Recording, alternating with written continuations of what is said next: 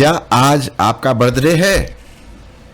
पता नहीं, शायद हो या ना हो, लेकिन ये हमेशा आपको याद दिलाता है जब कोई भी हैप्पी बर्थडे का गाना गाता है, हैप्पी बर्थडे टू यू, है ना। जब भी आपका बर्थडे होता है, आपके परिवार का बर्थडे होता है, या किसी दोस्त का, टीचर का, अंकल का, मम्मी का, डैडी का, जो भी हो, हम लोग क्या गाते हैं? बड़ा प्यारा सा गाना है, पूरी दुनिया में बहुत प्रचलित है ये, हैप्पी बर्थडे टू यू, है ना।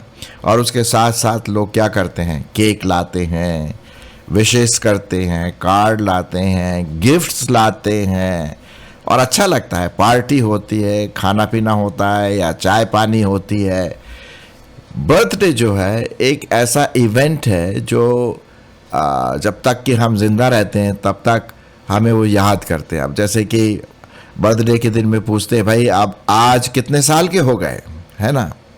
और फिर यदि आप विश्वासी हैं तो प्रार्थना करते हैं, प्रभु को धन्यवाद देते हैं आपके जीवन के लिए, जो प्रभु ने ये नया साल दिया, और आने वाले साल के लिए प्रार्थना करते हैं, पिछले साल के लिए धन्यवाद देते हैं। शारीरिक रूप से परमेश्वर ने आपकी अगुवाई की, हर प्रकार से उसने आपकी सफलता में अगुवाई की।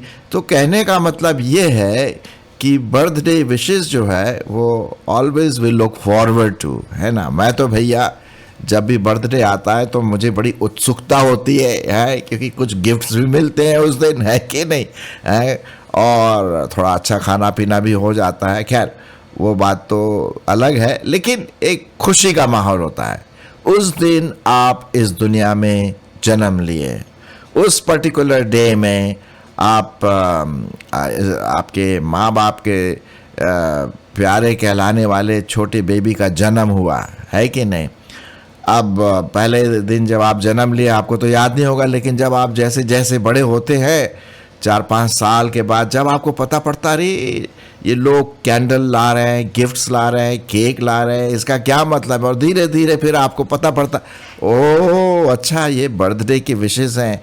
और तब से फिर आप लुक फॉरवर्ड टू बर्थडेज, आप दूसरों के बर्थडेज में जाते हैं। तो यदि आपका बर्थडे आज है और आप मना रहे हैं तो भाई मेरी तरफ से तो बर्थडे विशेष तो है ही, लेकिन जब भी बर्थडे आए तो मेरी ओर से बर्थडे आपको है।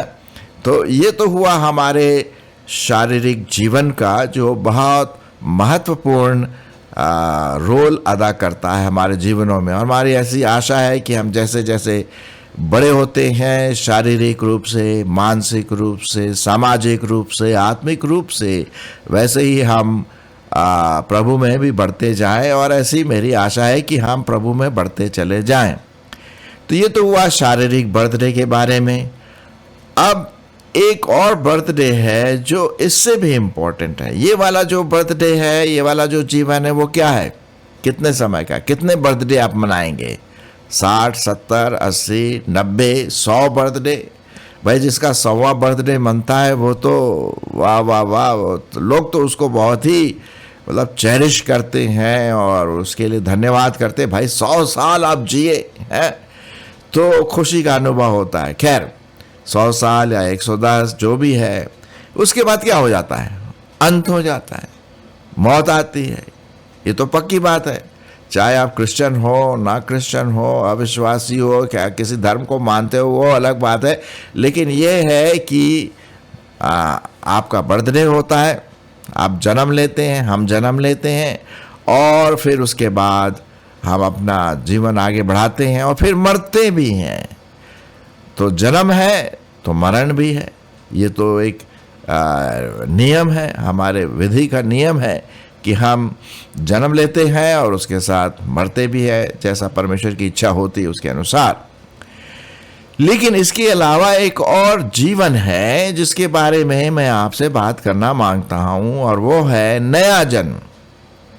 जो पहला जन्म हुआ, माँ बाप के परिवार में आए, अपने परिवार में आप आए, मैं आया, तो वो तो हुआ शारीरिक जन्म, है ना, खुशी का माहौल। लेकिन इसके अलावा एक और जन्म है, और जिसको हम कहते हैं नया जन्म। अब यहाँ पर नया जन्म का मतलब, मेरा कहने का मतलब नहीं है कि पुनर्जन्म। पुनर्जन्म कुछ विचारधाराओं वाले जो हैं वो कहते हैं कि भाई जब आप मर जाते हैं तो आपको एक पूर्ण जन्म होता है आपका, एक कोई किसी और जानवर के रूप में या मनुष्य के रूप में आप जन्म लेते कहीं और। ये तो गलत फिलॉसफी है, ये बाइबल नहीं सिखाती है। बाइबल बल्कि ये सिखाती है कि मरने के बाद आपका न्याय होता है, और वो डिपेंड करता है कि आपका न्याय किस बात पर डिपेंड करता है कि क्या आपने प्रभु यीशु मसीह को अपना जीवन दिया। अगर हाँ तो अनंत जीवन, नहीं दिया तो नरक।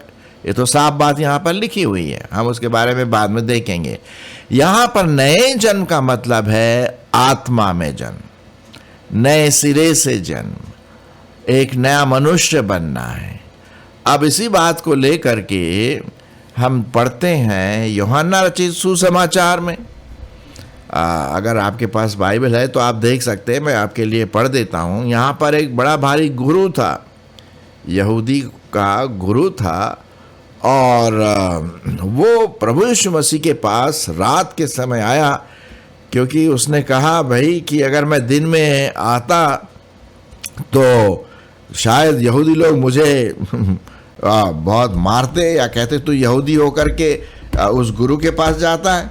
हाँ, तो ये हम देखते हैं कि यहाँ पर जो रब्बी है, जिसे हम कहते हैं रब्बी या गुरु, वो रात में प्रभु यीशु मसीह के पास आते हैं और वो नए जन्म के बारे में ये बात पूछते हैं। तो चलिए मैं आपके लिए पढ़ देता हूँ। यहाँ पर इस प्रकार से लिखा हुआ है, और जो बात बहुत इम्पोर्टेंट है वो यूहन्ना रचित सुसमाचार और उसका 3 अध्याय। चलिए मैं आपके लिए पढ़ देता हूँ पहला पद से। यूहन्ना रचित सुसमाचार उसका 3 अध्याय और पहले पद से। यहाँ पर इस प्रकार लिखा है, फरीसियों में से निकोदेमस नाम का एक मनुष्य था जो यहूदियों का सरदार था, गुरु था, टीचर था। उसने रात को यीशु के पास आकर उससे कहा, हे रब्बी, हम जानते हैं कि तू परमेश्वर की ओर से गुरु होकर आया है, क्योंकि कोई इन चिन्हों को जो तू दिखाता है यदि परमेश्वर उसके साथ ना हो तो नहीं दिखा सकता। यीशु ने उसको उत्तर दिया, मैं तुझसे सच सच कहता हूँ। अब सुनिए क्या लिखाया, मैं तुमसे सच सच कहता हूँ, यदि कोई नए सिरे से न जन्मे, वही नए सिरे से जन्मना, नया जन्म इसको कहते हैं, ठीक है। यदि कोई नए सिरे से न जन्मे तो परमेश्वर का राज्य देख नहीं सकता। निकोदेमस ने उससे कहा, भाई मनुष्य जब बूढ़ा हो गया तो कैसे जन्म ले सकता है?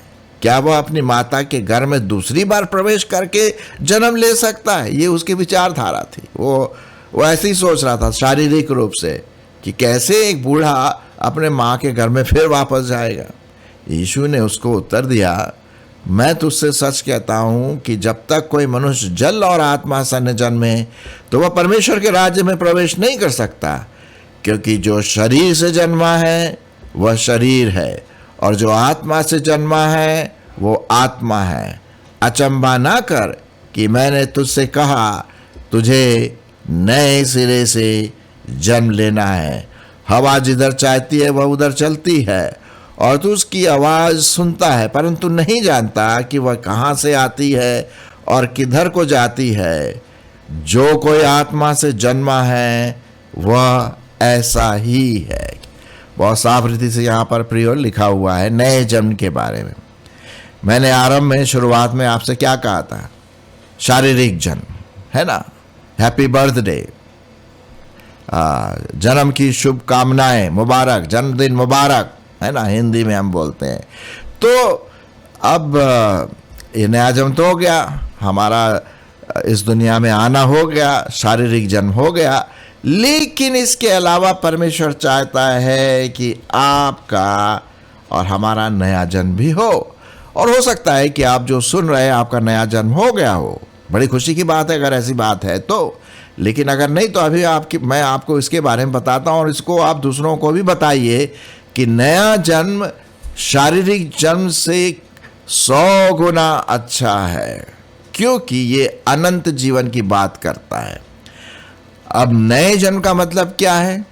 अब सुनिए, जब आपका जन्म हुआ शारीरिक माँ बाप के द्वारा, तो आप उस परिवार में आए, लोगों ने आपको वेलकम किया और बड़ी खुशी का माहौल है, ठीक है, शारीरिक जन्म।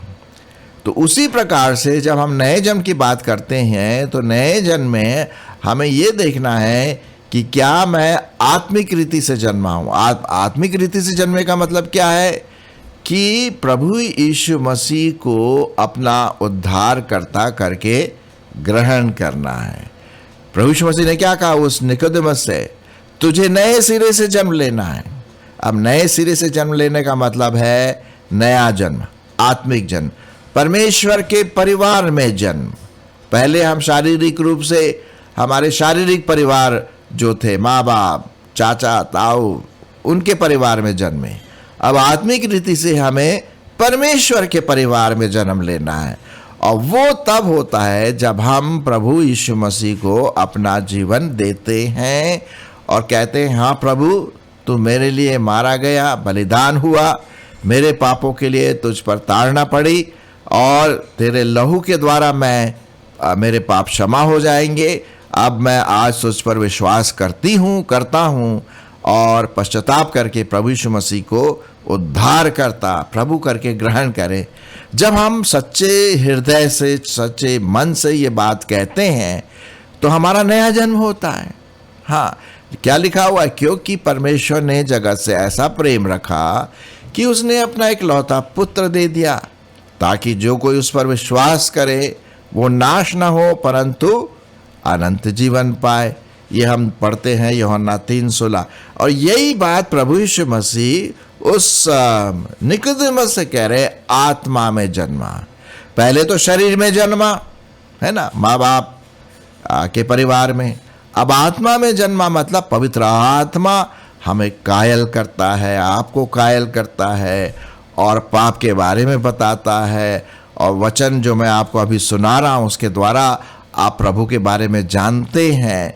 तो इस प्रकार से आप नया जन्म पाते, आत्मिक जन्म, आत्मा में, आत्मिक परिवार में, परमेश्वर के परिवार में जन्म लेना, इसको हम नया जन्म कहते हैं, है ना।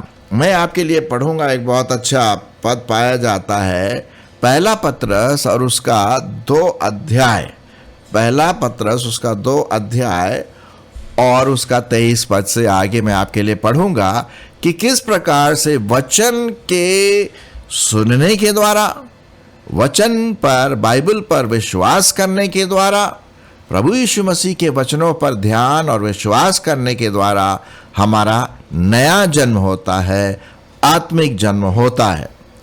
यहाँ पर इस प्रकार से लिखा हुआ है, पहला पत्रस उसका 2 अध्याय, माफ करना, दूसरा नहीं, पहला अध्याय, क्योंकि तुमने नाशवान नहीं पर अविनाशी बीज से परमेश्वर के जीवते और सदा ठहरने वाले वचन के द्वारा नया जन्म पाया है।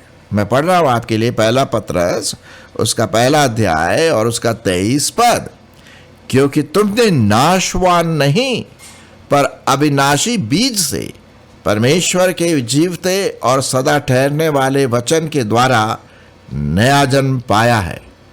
और क्योंकि हर एक प्राणी घास के समान है और उनकी सारी शोभा घास के फूल के समान है। घास सूख जाती है और फूल झड़ जाता है, परंतु परमेश्वर का वचन, प्रभु का वचन युगानुयुग स्थिर रहता है।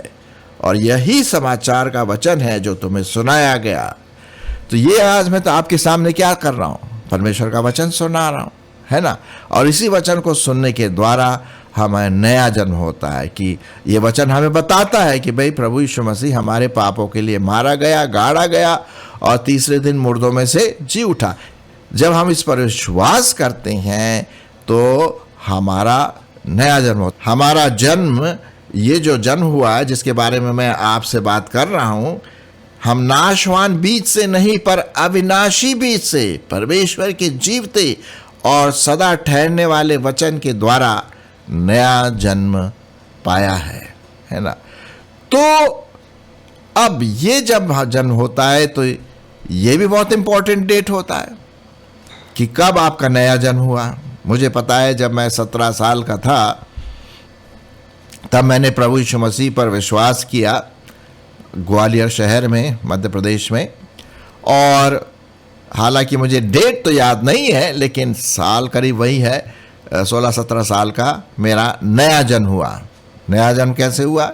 जब मैंने प्रभु को अपना जीवन दे दिया, उसको उद्धारकर्ता माना, प्रभु माना, मेरा परमेश्वर माना, वो नया जन्म यहाँ पर हम देखते हैं।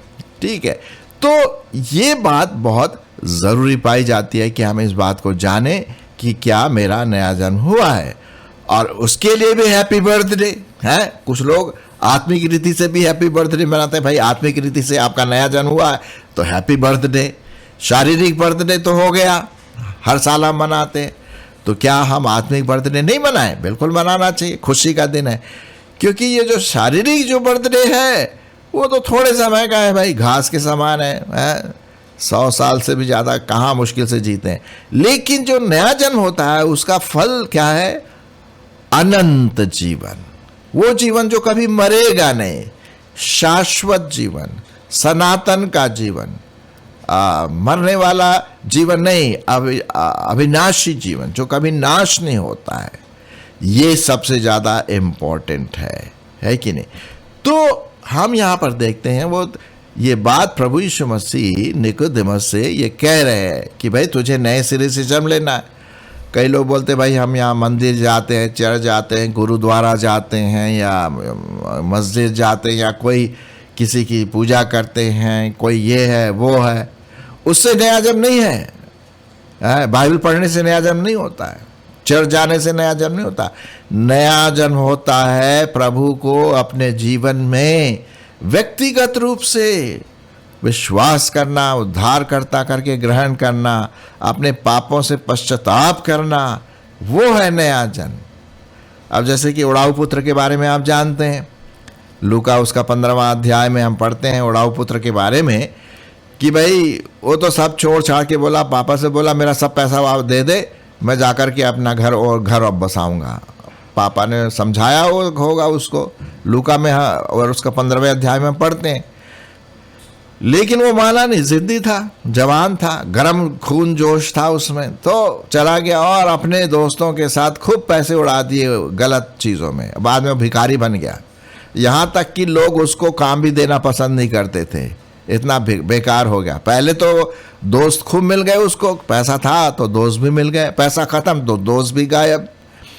अब वो अकेला पड़ गया और वो सूअर जो खाना खाते थे उसका खाना वो खाता था। सोचिए भी कितना भिखारी से भी बदतर हो गया। तब उसने अपने आपे में आया और कहा अरे मैं यहाँ क्या कर रहा हूँ? मेरे पिता के यहाँ तो इससे अच्छा खाना नौकरों को मिलता है। मैं जाऊँगा अपने पिता से माफ़ी मांगूंगा और कहूँगा पिताजी मैंने तेरे विरुद्ध पाप किया है। और सच में वो उठा और वो गया और अपने पिता से माफ़ी मांगा। वो क्या है? नया जन्म, नया सोच।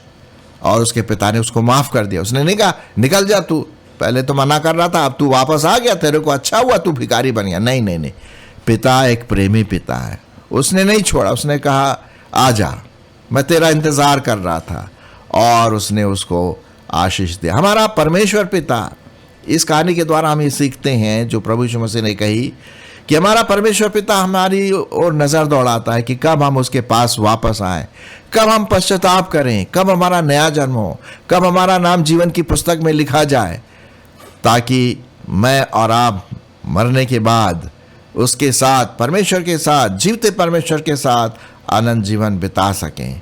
सो प्रियो, आज मैंने आपके सामने हैप्पी बर्थडे की बात तो शुरू की, लेकिन उससे भी बड़ी बात ये मैंने बताया नया जन्म, आत्मिक जन्म, परमेश्वर के परिवार में जन्म लेना। और इस प्रकार से आप परमेश्वर के बेटे और बेटियां बन जाते हैं। जिस प्रकार मैं अपने माँ बाप का बेटा बना, उसी प्रकार से हम भी आत्मिक रूप से परमेश्वर के बेटे और बेटियां बन जाते हैं, जो कभी नाश होने का नहीं, लेकिन हमेशा हमेशा के लिए हम उसके साथ रहेंगे। प्रश्न ये उठता है कि आपका नया जन्म हुआ है? अगर आपका उत्तर है कि हाँ, एक दिन मैंने प्रभु यीशु मसीह को अपना जीवन दिया है, तो हैप्पी बर्थडे। वो वाला बर्थडे नहीं, शारीरिक वाला नहीं, कितने साल हो गए, लेकिन आत्मिक बर्थडे। लेकिन आपका नया जन्म नहीं हुआ है, तो आज इसी समय वो जन्म हो सकता है। आत्मिक रीति से आप प्रभु के पास आ सकते हैं, प्रभु से क्षमा मांग सकते हैं, पश्चाताप कर सकते हैं और नए जन्म होने का अधिकार परमेश्वर से ले सकते हैं। सच में तब आत्मिक रीति से आपका हैप्पी बर्थडे, आत्मिक बर्थडे।